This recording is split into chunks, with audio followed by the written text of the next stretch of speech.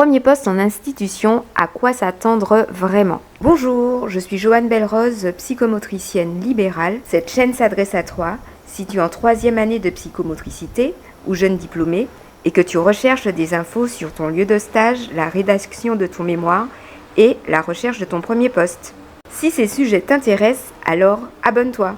L'intégration.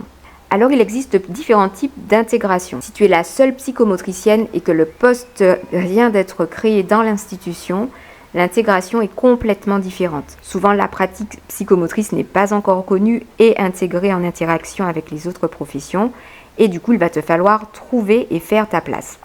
Par contre, l'intégration, si elle se fait avec une psychomotricienne déjà en exercice dans l'institution, elle sera beaucoup plus facile.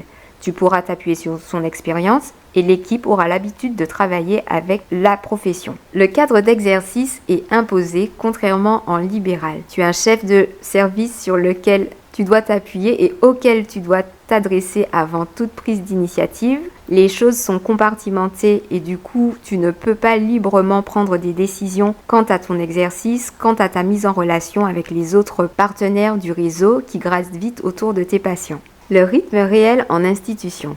Le rythme réel en institution est jalonné entre les réunions d'équipe, les supervisions et les temps de prise en charge.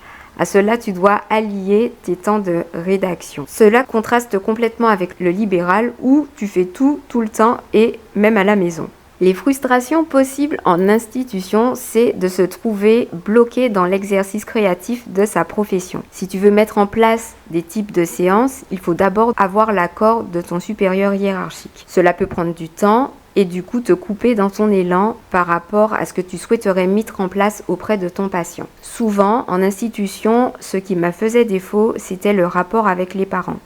Mon expérience en libéral m'a complètement orientée autrement du fait du rapport et du contact direct avec les familles et du coup je me rends compte combien en institution ce contact pouvait faire défaut à ma pratique. Ce que l'institution apporte toutefois, c'est de la sécurité logistique. Tu n'as pas à te préoccuper des tracasseries quotidiennes, l'étayage pluridisciplinaire, chacun ayant son poste.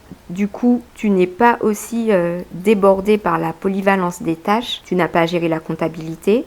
Tu n'as pas à gérer le fait de gérer les situations familiales compliquées. Une assistante sociale ou ton chef de service est là pour ça. Tandis qu'en libéral, tu dois répondre à tout cela. Voilà, c'est tout pour aujourd'hui. Si tu as aimé cette vidéo, n'hésite pas à liker. Si ce n'est pas encore fait, n'hésite pas à télécharger le guide de la jeune psychomotricienne. Le lien se situe dans la description. À bientôt!